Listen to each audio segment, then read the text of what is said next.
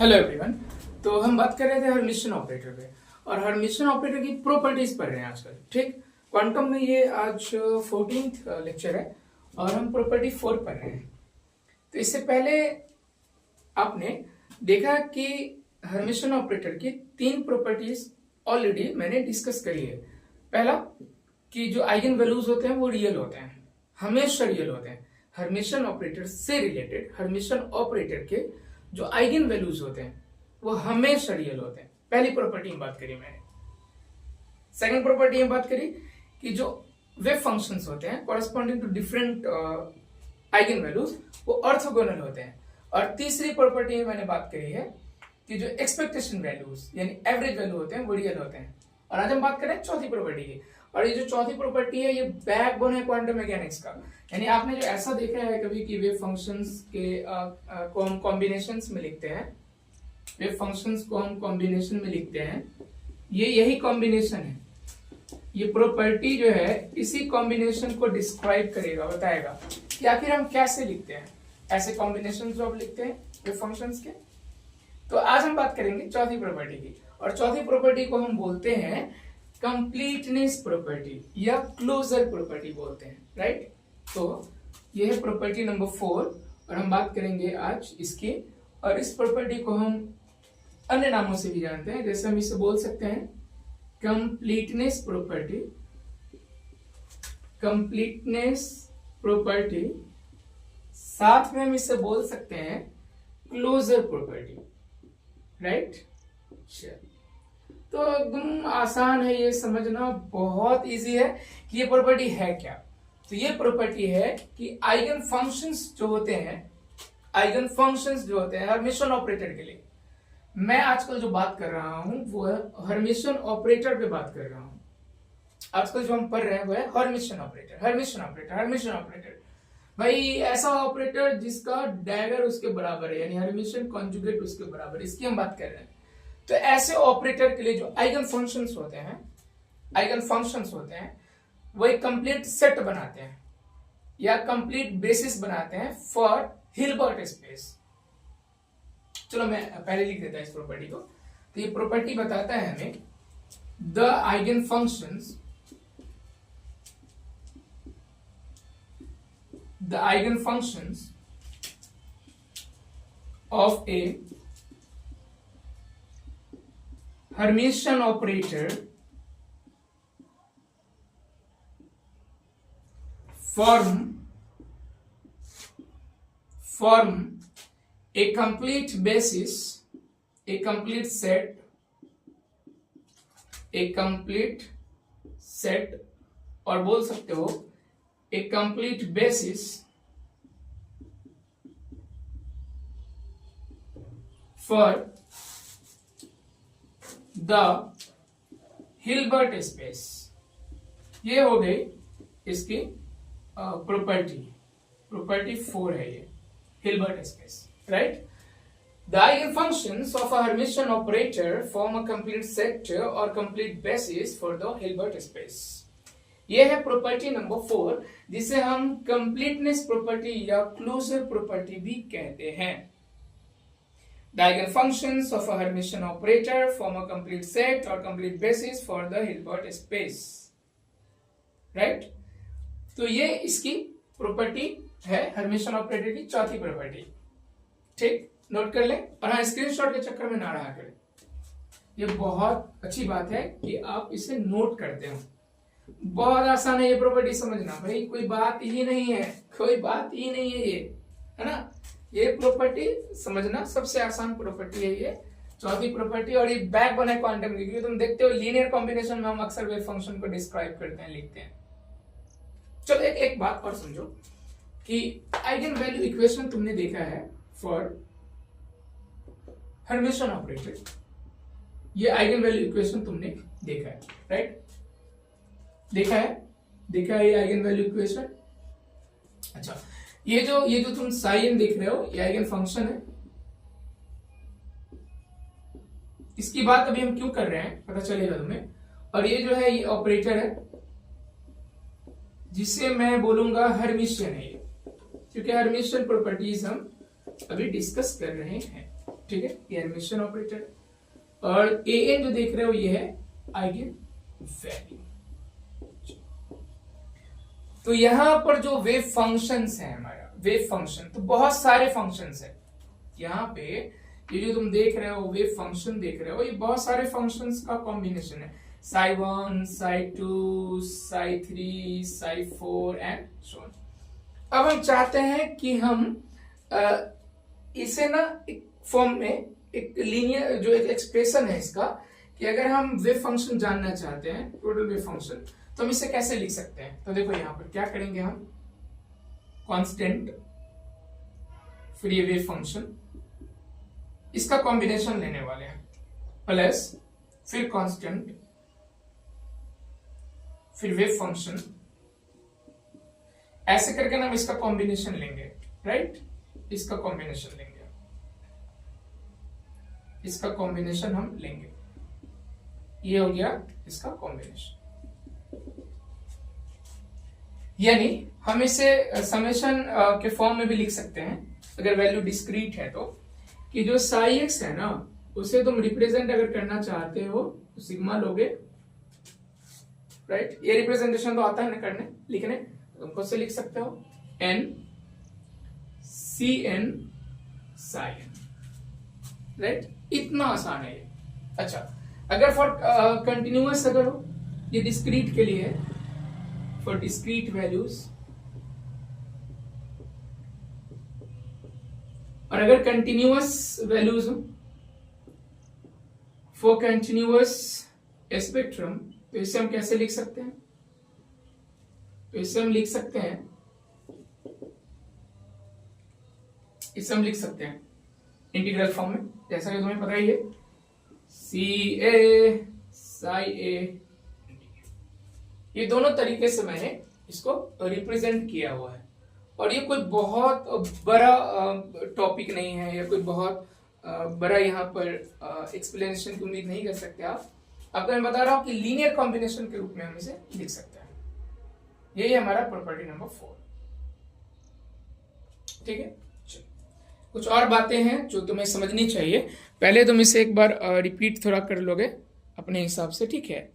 कुछ और बातें हैं जो इसमें समझनी है कि हिल्बर्ट स्पेस हम किसे कहते हैं। तो यहाँ पे मैंने वर्ड यूज किया है हिल्बर्ट स्पेस, ये वर्ड यहाँ पे मैंने यूज किया है। हिल्बर्ट स्पेस एक ऐसा स्पेस होगा जहां पर सारे फिजिकली एक्सेप्टेबल वेव फंक्शंस को लिख सकते हैं। कंप्लीट सेट की अगर हम बात करें तो कंप्लीट सेट क्या होगा, ये लीनियर कॉम्बिनेशंस जो एक बेसिस का निर्माण करेंगे। किसके लिए निर्माण करेंगे, हिल्बर्ट स्पेस के लिए निर्माण करेंगे। कोई बात है ये, चलो इसको नोट कर लो आप, नोट करना बहुत जरूरी है। मैं बार बार बोलता हूं कि नोट करना पड़ेगा, नोट करना पड़ेगा।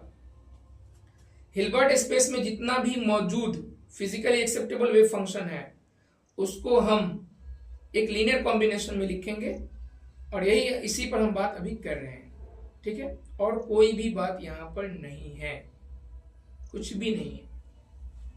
अच्छा, एक और क्वेश्चन तुम्हारे दिमाग में आ सकता है कि ये जो कोफिशिएंट मैं यूज कर रहा हूं, ये जो सी देख रहे हो तुम, यहां पे जो सी तुम देख रहे हो, इसको हम बोलते हैं, ये जो सी ना यहां पे नजर आ रहा है ना, इसको हम बोलते हैं एक्सपेंशन कोफिशिएंट। ये कांस्टेंट है, ये एक्सपेंशन कोफिशिएंट, ये एक तरह का कांस्टेंट है जो हम यूज कर रहे हैं, राइट। अच्छा, ये क्या बताता है, तो ये बताता है कंट्रीब्यूशन, ये बताता है कंट्रीब्यूशन ऑफ वेव फंक्शन या आइगन फंक्शन बोल सकते हो। आइगन फंक्शन और वेव फंक्शन का ये कंट्रीब्यूशन बताता है। कौन, ये जो कांस्टेंट है। एक और सवाल तुम्हारे दिमाग में आएगा कि इस कांस्टेंट को हम कैसे निकाल सकते हैं। तो अगर तुम इस कांस्टेंट को निकालना चाहते हो, इस कांस्टेंट को अगर निकालना चाहते हो तो इसका एक फॉर्मूला हो जाएगा। मान लो हम इसको निकालना चाहते हैं तो साई एम स्टार और साई एम से मल्टीप्लाई कर देंगे और इसका इंटीग्रेशन ले लेंगे। इतनी सी बात है, छोटी सी, इसकी भी जरूरत हमें पड़ेगी, क्योंकि अभी हम पढ़ रहे हैं हर्मिटियन ऑपरेटर की प्रॉपर्टी 4। अभी हम पढ़ रहे हैं हर्मिटियन ऑपरेटर की चौथी प्रॉपर्टी, और जैसे प्रॉपर्टीज खत्म होगा हम न्यूमेरिकल भी इस पर करेंगे सवाल, CSIR और जैम जेस्ट वगैरह के क्वेश्चंस करेंगे, ठीक है, जो हर्मिटियन ऑपरेटर पर आए हैं, है ना, प्रीवियस ईयर में आए हैं, और जहां तक संभव होगा इस पर डिस्कस करेंगे। तो ये हर्मिटियन ऑपरेटर की चौथी प्रॉपर्टी है, कोई बात ही नहीं है। हम कॉम्बिनेशन में से लिखेंगे, अगर डिस्क्रीट वैल्यू है तो ऐसे लिखेंगे, और कंटिन्यूअस है तो ऐसे लिखेंगे। बस इतनी सी बात है मैंने करी है इसमें, और ये कोई बहुत बड़ी बात है नहीं। इसे एक बार आप रिवीजन कर लेंगे और ये आपका क्लियर हो जाएगा, एकदम 100% क्लियर हो जाएगा, ठीक है। और यहाँ पे एक बात मैंने बताया है कि हिल्बर्ट स्पेस एक स्पेस होता है, मैथमेटिकल स्पेस होता है, जहां पर फिजिकली एक्सेप्टेबल वेव फंक्शन रहते हैं। और कंप्लीट बेसिस तो आप जान ही रहे हैं, आइगन फंक्शंस का कलेक्शन है ना, जो हिल्बर्ट स्पेस के हर वेक्टर यानी वेव फंक्शन को रिप्रेजेंट करता है। बस इतनी सी बात यहाँ पे मैंने करी है, ठीक है। ये ठीक वैसा ही है जैसे आप 3D स्पेस में किसी वेक्टर को रिप्रेजेंट करते हो। कैसे रिप्रेजेंट करते हो बताओ? 3D स्पेस में किसी वेक्टर को रिप्रेजेंट कैसे करते हो आप? i j k के हेल्प से करते हो। मान लो एक वेक्टर a है, ठीक है, और उसे हम किसी 3D स्पेस में रिप्रेजेंट करना चाहते हैं, तो i j k के हेल्प से रिप्रेजेंट करते हैं इसको। ठीक इसी प्रकार अभी हम पढ़ रहे हैं क्वांटम, और क्वांटम में रिप्रेजेंट करना हो तो अभी हम बता रहे हैं उस तरह से हम रिप्रेजेंट करेंगे। इतनी सी बात है। अच्छा चलो, एक खास बात और यहाँ पे कि मैं थोड़ा सा रिवीजन करा देता, जो अभी तक प्रॉपर्टीज देखे हैं हमने उसको मैं एक साथ थोड़ा सा रिवीजन करा दूं। तो पहली प्रॉपर्टी पर जो मैंने बात करी थी वो था कि आइगन वैल्यूज और किसके लिए बात हो रही है? हर्मिटियन ऑपरेटर के लिए। जो आइगन वैल्यूज हैं वो होते हैं रियल। ये पहली प्रॉपर्टी है, राइट। दूसरी प्रॉपर्टी की मैंने बात करी है कि जो आइगन फंक्शंस होते हैं, जो आइगन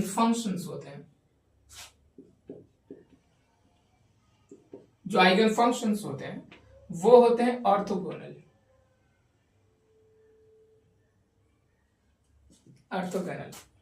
और क्या बात की है मैंने? थर्ड प्रॉपर्टी में बात की है कि जो आइगन फंक्शंस होते हैं एक्सपेक्टेशन वैल्यूज होते हैं जी। थर्ड प्रॉपर्टी में बात करी है मैंने कि एक्सपेक्टेशन वैल्यू जो होता है ना वो हमेशा क्या होता है भाई? वो होता है रियल। इसकी बात मैंने की है। और आज हम बात कर रहे हैं चौथी प्रॉपर्टी की, और चौथी प्रॉपर्टी है कि जो आइगन फंक्शंस होते हैं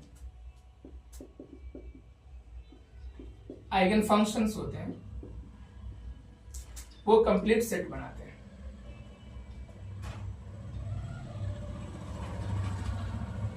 जो आइगन फंक्शंस होते हैं वो क्या करते हैं? कंप्लीट सेट बनाते हैं। ये है हर्मिटियन ऑपरेटर की चारों प्रॉपर्टीज जिस पर मैंने अभी तक बात करी है, ठीक है। और अगर तुमने अभी तक देखा है क्वांटम तो तुम सही हो, मतलब सही जा रहे हो। और अगर तुमने नहीं देखा है तो ये बात अच्छी नहीं है, तुम्हें लेक्चर नंबर 1 से फॉलो करना चाहिए और पूरे 14 लेक्चर तक देखने चाहिए। तो खुद से तुम्हारा क्वांटम खुद ही लगेगा कि बेहतर हो रहा है। क्वांटम की आजकल हम भाषा सीख रहे हैं, हम क्वांटम की भाषा सीख रहे हैं, लैंग्वेज सीख रहे हैं, और क्वांटम की लैंग्वेज ऑपरेटर्स है, क्योंकि क्वांटम ऑपरेटर्स में बात करेगा। तो मैंने तुमको पहले भी बोला है इससे पहले वाले लेक्चर्स में कि क्वांटम अगर तुम्हें अच्छा करना है, बेहतर करना है, समझना है बढ़िया से, तो तुम इसके लैंग्वेज को समझो, और लैंग्वेज समझने के बाद ऑपरेटर्स को समझो। और आजकल हम ऑपरेटर्स पर ही बात किए जा रहे हैं। अभी कई लेक्चर्स में ऑपरेटर्स पर बात करेंगे, एकदम दिल खोल करके अच्छे से ऑपरेटर्स को समझेंगे। अगर ऑपरेटर्स बढ़िया से समझ गए तो क्वांटम की भाषा समझ गए, क्वांटम आ गया समझ, राइट। चलो, तो ये 4 प्रॉपर्टीज पर मैंने बात करी है। और अभी वाली जो चौथी प्रॉपर्टीज है उसमें बताया कि ये कंप्लीट सेट, कंप्लीट बेसिस बनाते हैं फॉर हिल्बर्ट स्पेस, राइट। और इसमें मैंने बताया कि आसान है बहुत, बस ये समझो कि जो साई है वो कॉम्बिनेशन में लिखाता है C1 psi1 C2 psi2 C3 psi3 and so on. फिर हम इसे ऐसे भी लिख सकते हैं सिग्मा Cn psi n। ये कब लिखते हैं? जब डिस्क्रीट होता है वैल्यू, और अगर वैल्यू कंटिन्यूअस है तो मैंने बोला है कि अगर कंटिन्यूअस है तो इंटीग्रल यूज करते हैं Ca psi n d। ये कब यूज करते हैं हम लोग? जब क्या हो, कंटिन्यूअस। इतनी सी बात मैंने इस लेक्चर में आपको बताई है, ठीक है। ओके, तो हम लोग मिलते हैं नेक्स्ट लेक्चर में, और नेक्स्ट लेक्चर में हम बात करेंगे प्रॉपर्टी नंबर 5 की बात करेंगे, जिसमें हम देखेंगे कि जो हर्मिटियन ऑपरेटर का एडिशन है और सब्ट्रैक्शन है वो भी हर्मिटियन होता है। फिर उसके बाद मल्टीप्लिकेशन भी देखेंगे, और इसमें अन्य ऑपरेटर्स की भी बात हम करेंगे अगले लेक्चर्स में। आइडेंटिटी ऑपरेटर या जो भी ऑपरेटर्स अभी तक रह गए हैं हमसे, सारे ऑपरेटर्स की एक एक करके हम बात करेंगे, कुछ मिस नहीं करेगा, ठीक है।